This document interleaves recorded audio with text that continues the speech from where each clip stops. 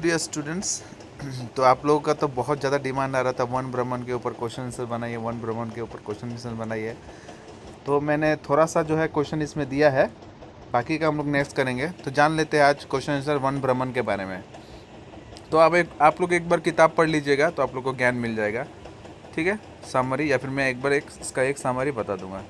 ठीक है, तो शॉर्ट क्वेश्चन मैंने नहीं डाला है, सीधा क्वेश्चन नंबर 3 से स्टार्ट किया गया है।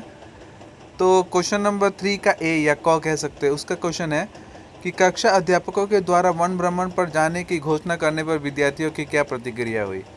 तो आप लोग को अगर कहा जाए कि कल जाएंगे हम लोग काजीरंगा घूमने, तो आप लोग को क्या प्रतिक्रिया होगा। तो उन लोग का भी वही प्रतिक्रिया था, पूरा खुशी का लहर जो है दौड़ पड़ा। ठीक है, तो कक्षा अध्यापकों के द्वारा वन भ्रमण की घोषणा करते ही दोनों कक्षाओं के विद्यार्थियों में खुशी की लहर दौड़ आई। विद्यार्थियों के बीच केवल एक ही बात की चर्चा होती थी कि वन भ्रमण पर कहाँ जाया जाए। ज़्यादातर विद्यार्थी काजीरंगा राष्ट्रीय उद्यान के भ्रमण के पक्ष में थे, इसीलिए सभी ने निर्णय लिया कि वह इस बार काजीरंगा भ्रमण करने जाएंगे। तो सब ने डिसाइड क्या किया कि काजीरंगा घूमने जाया जाएगा। ठीक है, तो खुशी का लहर था और आपस में बातचीत, पूरा जब जैसे ही कहा कि हम लोग घूमने जाएंगे तो पूरा बातचीत स्टार्ट हो गया। नेक्स्ट क्वेश्चन है, भ्रमण पर जाने के लिए विद्यार्थियों को क्या क्या निर्देश दिए गए। तो आप लोग को जब टीचर बोलते हैं ना कि चल घूमने जाना है, तो कुछ कुछ निर्देश देते हैं। तो क्या निर्देश था।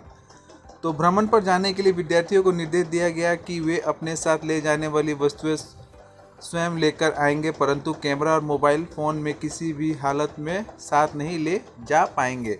मतलब जो जो वस्तु है वो सब खुद लाना होगा उन लोग को ले जाने लायक, और मोबाइल फ़ोन और कैमरा जो है उसको उस पर पाबंदी लगा दिया गया। नहीं तो जाके क्या करते, सेल्फी मारते हैं ना, तो सेल्फी मारना जो था बंद हो गया था। नेक्स्ट था पवन कौन है, उसमें क्या क्या अवगुण है। तो पवन जो था वो कौन था मालूम है आप लोग को, पंखुड़ी का भाई था। पवन एक कामचोर लड़का था, वह अपना सारा काम पंखुड़ी से करवाता था। गर्मी की छुट्टी आरंभ होने के दिन से ही पवन बहुत कम पढ़ता लिखता है और सुबह देरी से उठता है। वह लड़कियों को लड़कों से कम समझता था। तो पवन जो था वो पंखुड़ी का भाई था, तो कामचोर, एक नंबर का कामचोर था। जितना काम था उसका वो सब पंखुड़ी अपना बहिने से करवाता था। उसके बाद गर्मी का जब छुट्टी हो गया तो देरी देरी करके उठता था। तो किसी का तो आप लोग का तो शायद आदत होगा, तो ख़त्म कर लीजिएगा। तो बहुत देरी से उठता था और लड़कियों को सोचता था कि हाँ लड़कों लोग जो है वो जो है सबसे आगे है, तो लड़कों को लड़कियों को से ज़्यादा बड़ा समझता था वो। माँ पंखुड़ी और पवन के बीच हो रहे झगड़े को कैसे शांत करती, जब दोनों जन मारे पीट करता था तो कैसे शांत करती थी उसकी माँ। तो जब समझाती थी, ठीक है, तो जब भी पंखुड़ी और पवन झगड़ते थे तब उसकी माँ पंखुड़ी को समझाती थी कि वह उसकी प्यारी बेटी है, वह दोनों देख रहे हैं कि उम्र के हिसाब से काम करने लायक उसके काम भी वह करती है। वे लोग पढ़ लिख कर एक अच्छे नौकरी करेंगे अथवा कोई व्यवसाय करके धन उपार्जन करेंगे, परंतु अपनी ज़रूरत के काम की जानकारी ना होने से उसके लिए दूसरों पर निर्भर होना पड़ेगा, इससे उन्हीं को तकलीफ होगी। तो जब पंखुड़ी को उसका माँ समझा रही थी कि क्या है, तुम लोग बड़ा हो जाओगे तो तुम लोग काम जो है खुद करना पड़ेगा, है ना।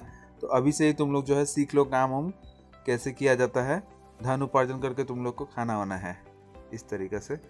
नेक्स्ट था, मैं भ्रमण पर नहीं जाऊंगा, पवन ने अपनी माँ से ऐसा क्यों कहा। तो पवन ने अपनी माँ से कहा कि वह वन भ्रमण पर नहीं जाएगा क्योंकि पंखुड़ी ने उसके सामान को पैक नहीं किया था। पंखुड़ी ने शाम को ही अपनी सारी ज़रूरत की वस्तुएं थैले में रख ली, लेकिन पवन क्रिकेट खेल कर आया तो उसने देखा कि पंखुड़ी की वस्तुएं तैयार है लेकिन उसने उसकी वस्तुएं नहीं रखी थी, इसलिए वह अपनी माँ से शिकायत करने लगा कि वह वन भ्रमण पर नहीं जाएगा। तो बड़ा बदमाश लड़का था, तो वो जो है सामान जब देखा कि पंखुड़ी ने सामान पैक कर लिया, वो क्रिकेट खेल के आया, देखा कि उसका तो तैयार ही नहीं है, तो गुस्सा हो गया। तो गुस्सा होने के बाद मम्मी को चिल्लाया बुलाया, उसके बाद बोला कि उसने पैक कर दिया, मेरा पैक नहीं किया, इसलिए बोला कि मैं नहीं जाऊँगा। तो बड़ा बदमाश लड़का था ये। पंखुड़ी ने घड़ी में अलार्म क्यों लगाई थी। तो अलार्म क्यों लगाते थे, क्योंकि उसको डर था। क्या, पंखुड़ी ने घड़ी में अलार्म लगा दी क्योंकि उसे डर था कि वह कहीं सोई ना रह जाए। सूर्योदय होने से पहले पंखुड़ी ने खिड़की के बाहर देखा, बाहर अभी अंधेरा, इसलिए उसने घड़ी में अलार्म लगा दी। तो उसको डर था कि वो सोई नहीं रह जाए, गाड़ी बस आके चलाया जाएगा, बेचारी रह जाएगी घरे में। तो इसी का उसका डर था। तो सूर्योदय होने से पहले देखा कि सब अंधेरा है, तो उसने क्या किया, एक अलार्म सेट कर दिया कि इस टाइम में मुझे जग जाना है। नेक्स्ट है, शिक्षकों ने भ्रमण पर जा रहे विद्यार्थियों में से किन किन विद्यार्थियों को क्या क्या दायित्व सौंपा। तो मालूम है अगर कोई घूमने जाता है तो सबको दायित्व सौंपा, तुम ये संभालना, तुम वो संभालना। तो बस में ही जो है शिक्षकों ने क्या किया, बस में ही शिक्षकों ने छात्र छात्राओं के बीच उनका नेता चुन दिया। छात्र छात्राओं की गिनती और उनकी और सुविधाओं पर ध्यान देने का दायित्व पंखुड़ी और विदिशा को दिया। विद्यार्थियों के बीच लंच पैकेट एवं पानी की बोतल बांटने का दायित्व 9वीं कक्षा के छात्र सौरभ और आफ्ताब को दिया गया। तो बस में ही जो है शिक्षक ने क्या किया, सबको मतलब काम का दायित्व दे दिया। तो छात्र छात्राओं का जो गिनना वनना था कि निकलते वक्त भी गिनते हैं, आते वक्त भी गिनते हैं, बस में भी गिनते हैं ना, कहीं कोई रह ना गया हो, तो इस तरीके से गिनती। और किस किस का स्टूडेंट का क्या होता है, वोमिटिंग होता होगा, तो ये सब जो असुविधाएं होती हैं वो सब का दायित्व पंखुड़ी और उसकी एक फ्रेंड थी विदिशा, उसको दिया गया। और विद्यार्थियों को लंच बांटने का, पानी बोतल बांटने का दायित्व 9वीं कक्षा का 2 छात्र था, सौरभ और आफ्ताब, उनको दिया गया। ऑक्सीजन हमारे लिए क्यों जरूरी है, ये तो लिखने का जरूरत नहीं था एक्चुअली, मैंने फिर भी दे दिया। तो असमिया भाषा के विषय शिक्षक तपन बरुआ ने कहा कि क्या है, जिस प्रकार पेड़ पौधे जरूरी है उसी प्रकार कीट पतंग भी आवश्यक है। पेड़ पौधों के अलावा बहुत सी जीव जंतु वायुमंडल से कार्बन डाइऑक्साइड ग्रहण करते तथा ऑक्सीजन छोड़ते हैं। यह अब मनुष्य के स्वास्थ्य और जीवित रखता है। और हमें चिकित्सालय में बहुत से रोगियों को ऑक्सीजन मास्क पहनकर सांस लेते हुए देखते हैं। समुद्र के भीतर जाने वाले गोताखोर इस प्रकार के ऑक्सीजन सिलेंडर अपने पेट पर बांधे रखते हैं, किंतु हमें तो ऑक्सीजन मुफ्त में ही मिल जाती है।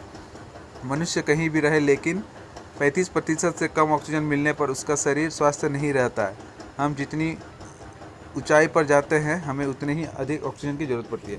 तो ये देख नहीं पा रहा हूँ मैं, थोड़ा येलो कलर हो गया, ठीक है। तो फिर भी जान लेते हैं कि तपन बरुआ जो थे असमिया पढ़ाते हैं, वो उन्होंने कहा कि जिस प्रकार पेड़ पौधे जरूरी है उसी प्रकार कीट पतंगे जो होते हैं, कीड़ा मकोड़ा, ये सब भी जरूरी है। क्योंकि बहुत सारे कीड़ा मकोड़ा क्या है, वो कार्बन डाइऑक्साइड लेते हैं और ऑक्सीजन छोड़ते हैं, ठीक है। तो हम लोगों ने देखा है बहुत सारा जो है हॉस्पिटल्स में क्या होता है, ऑक्सीजन मास्क लाकर लोग रहते हैं, है ना, तो उसके लिए कीमत चुकाना पड़ता है। लेकिन हमें तो क्या है, ऑक्सीजन जो है वो फ्री में मिल रहा है, ठीक है। और गोताखोरों को भी देखा होगा, जो स्विमिंग वुमिंग करने गोताखोरी करके जो है कर जाते हैं, उन लोग को भी जो है ऑक्सीजन पीठ पर लटका के जाना पड़ता है। मनुष्य को 35% जो है ऑक्सीजन जो है मिलते रहना पड़ेगा, नहीं तो उसका स्वास्थ्य जो है खराब हो जाएगा। और हम जितना ऊंचाई पर जाएंगे हमें ऑक्सीजन की ज़रूरत जो है उतनी ज़्यादा अधिक पड़ेगी। सेल्फ सर्विस का आशय क्या है? तो सेल्फ सर्विस का आशय ये है खुद का कार्य खुद करना। सेल्फ सर्विस अर्थात सबको अपना भोजन खुद लेकर आना होगा तथा खाने के बाद बर्तनों को अपने स्थान पर रखना होगा। सेल्फ सर्विस के लोगों को अपने कार्य के प्रति जागरूकता मिलती है, इसलिए सेल्फ सर्विस होना बहुत आवश्यक है। सेल्फ सर्विस मालूम है आप लोग को, खुद का कार्य खुद करना को ही जो है सेल्फ सर्विस बोलते हैं। इससे क्या होता है, जो कहानी में कहा गया है सेल्फ सर्विस जो है, इसमें क्या है, भोजन लेकर जो है लिखा रहता है दीवार पे कि सेल्फ सर्विस, तो मतलब अपना भोजन जो है खुद लेकर जो है उन्हें आना होगा और बर्तन भी खाने के बाद अपना बर्तन वहाँ पे रखना होगा। ये क्या होता है, ये आपको जो है आपका काम के प्रति जो है एक ईमानदारी जो है दर्शाता है, जागरूकता मिलती है इससे, इसलिए इससे सेल्फ सर्विस का होना बहुत आवश्यक है। इसके बाद है पंखुड़ी ने तीनों लड़कों की ओर से किन शब्दों से माफ़ी मांगे। तो पंखुड़ी खड़े होकर, आंसर है पंखुड़ी ने होना चाहिए था, मैं हो गया, ने खड़े होकर कहा कि हम पवन, सौरभ और आफ्ताब के किए गए कार्य के लिए दुखी है और क्षमा प्रार्थी है। हमारे तीनों भाइयों ने नीची होना चाहिए था, ची, ठीक है, नीची हरकत करके हमारे आशाओं पर पानी फेर दिया है, परंतु तीनों की गलती की सज़ा सभी विद्यार्थियों को देना उचित नहीं है। इन तीनों की सज़ा यह होगी कि सभी विद्यार्थियों के साथ इन्हें भ्रमण पर न ले जाया जाए।